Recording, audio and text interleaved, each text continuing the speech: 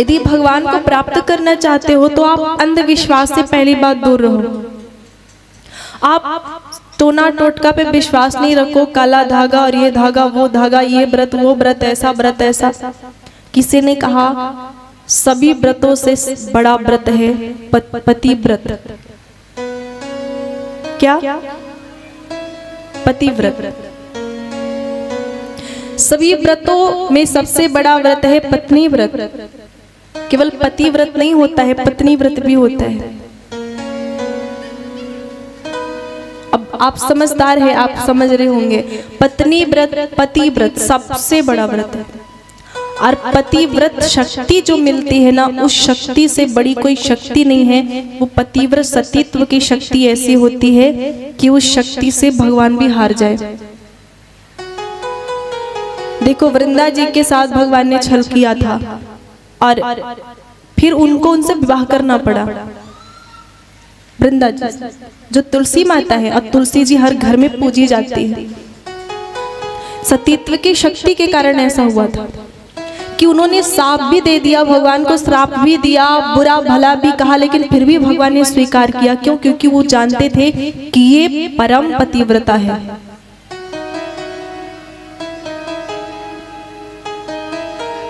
तो मैं कह रही थी कि भगवान को आप कितना मानते हो, कितना प्रेम आपको भगवान से है, कभी मत कहना। और जब कभी नहीं कहोगे ना, तो आपका जो प्रेम है भगवान से वो आंसू बन के छलकेगा। मत कहो, किसी को मत बताना, किसी को मत बताना, बिल्कुल मैं कह रही हूँ, किसी को मत बताना कि मैं अपने ईश्वर से कितना प्रेम करती हूँ। अब ऐसा करोगे कि नहीं? मत बताना, गलत बात है। कई लोग मेरे पास आते हैं तो वो क्या कहें, वो आकर के कहते हैं कि मेरे ठाकुर जी पानी पिए हैं। तो मुझे क्यों बता रहे हो पानी पिए? क्या मतलब है आपका? आपका मतलब है कि मैं माइक से बोलूं जिससे आपकी बड़ाई हो? वो इसलिए आके बताते हैं कि जिससे ये बोलेंगे माइक से तो लोग हमें कहेंगे अरे बाप की ये तो तुलसीदास आ गए। सोचते हैं कि हम बड़ाई पाएंगे, इसलिए वो अपने आप को दिखाते, पर ऐसा नहीं। एक पात्र में जल ले लिया, छत पे जाएंगे तो चारों तरफ देखेंगे कोई देख रहा है कि नहीं। मैं तो कहती हूँ जल चढ़ाने जाओ तो ये मत देखो कोई देख रहा है कि नहीं, ये देखो कि कोई देख तो नहीं रहा है, चुपचाप जाओ। जहां तक कोशिश करो कोई मत देखे। भक्ति गुप्त होती है, चुपचाप छिपे तौर में।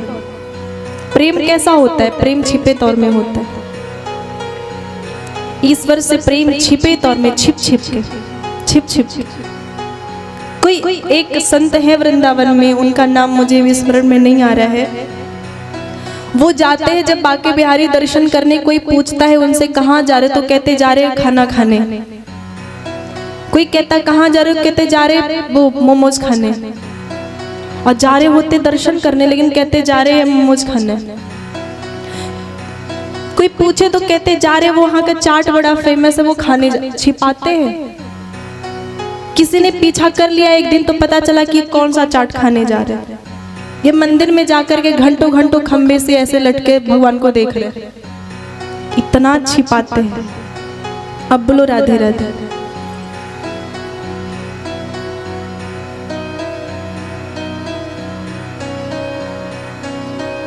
तो अभी भी विमानुमान आ सकता है, पर सच्चाई होनी चाहिए हमें, छल नहीं हो, तब भगवान आएंगे।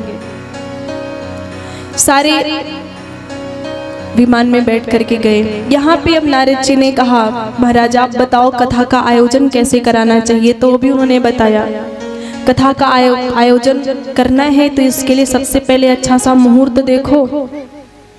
मुहूर्त देखने के पश्चात स्थान बड़ा सा, कथा का जो स्थान हो बड़ा होना चाहिए जिससे ज्यादा से ज्यादा लोग बैठ सके। निमंत्रण प्रचार खूब करो। और शोभा यात्रा का जो कलश यात्रा शोभा यात्रा होती है, उसका यही उद्देश्य होता है कि लोग जान जाए कि कथा हो रही है। ये कथा का नियम है। ब्राह्मण हो और ब्राह्मण जो हो वो 12 अक्षर मंत्र का जाप करे माला से। और जो भी ब्राह्मण देवता हैं हम ऐसा कोई व्यवहार ना करें कि कोई ब्राह्मण हमसे नाराज हो, क्योंकि यदि वो नाराज हुए तो हमारे काम में कमी करेंगे फिर, जिससे हमारा बिगड़ेगा। इसलिए हमें उनका भी ध्यान रखना है।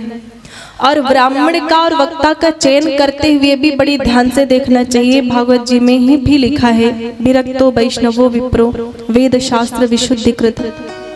अर्थात वक्ता का चयन करो तो ऐसा नहीं कि बस 4-5 वक्ताओं को देखा, आंख बंद करके उंगली रखी, बस सेलेक्ट कर लिया इनको लाओ।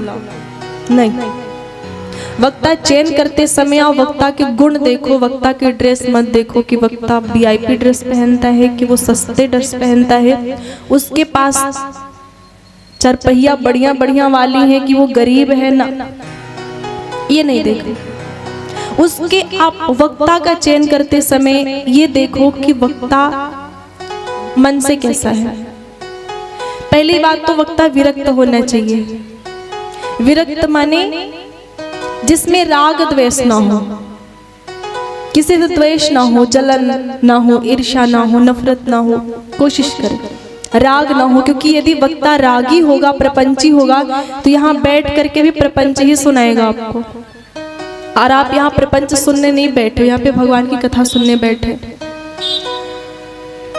वक्ता विप्र होना चाहिए। विप्र का मतलब होता है ब्राह्मण। तो यहाँ पे कई बार लोग विवाद करते हैं कि ऐसी कोई बात नहीं है, विप्र हो ब्राह्मण हो कोई भी कथा सुना सकता है, ठीक है। क्योंकि विप्र का एक अर्थ यह भी होता है विशेष प्रज्ञावान। तो विप्र ही हो यह भी केवल मतलब नहीं है, विशेष प्रज्ञावान होना चाहिए। अब ब्राह्मण की पहचान केवल जन्म से नहीं होती, कर्म से भी हो सकती है। जन्म से, कर्म से, तो विशेष प्रज्ञावान होना चाहिए। वेद शास्त्र विशुद्धिकृत, उसने शास्त्रों को पढ़ा हो, वेदों को समझा हो, ऐसे वक्ता होना चाहिए। दृष्टांत कुशलो धीरो वक्ता कार्योति निस्पृह। जो वक्ता है वह दृष्टांत देने में कुशल होना चाहिए। यदि आपको कुछ समझाया जा रहा है, आपको समझ नहीं आ रहा है, तो उदाहरण देके समझा दे, जिससे एक एक जन के समझ में आ जाए। ये होना चाहिए वक्ता का, ये विशेष गुण होना चाहिए। और एक बात लोग कहते हैं कि महिला कथावाचक नहीं, महिला को नहीं सुनाना चाहिए, तो मैं इस पे क्या ही कह सकती हूँ। महिला हो या पुरुष हो, सब में आत्मा एक ही है। और कथा शरीर नहीं सुनाता है, कथा आत्मा सुनाती है। अब आत्मा की कोई जाति नहीं होती है, ना तो कोई धर्म होता है, ना कोई जाति होती है, ना कोई उसका लिंग होता है, पुरुष स्त्री। आत्मा बस आत्मा है, वो पुरुष या स्त्री नहीं है। तो कथा आत्मा की चीज है। तो यहाँ महिला और पुरुष से कोई मतलब ही नहीं है। आप क्या शरीर देख के आप तय करोगे कि ये महिला है, पुरुष है? शरीर का अर्थ नहीं। हम बोलो राधे राधे।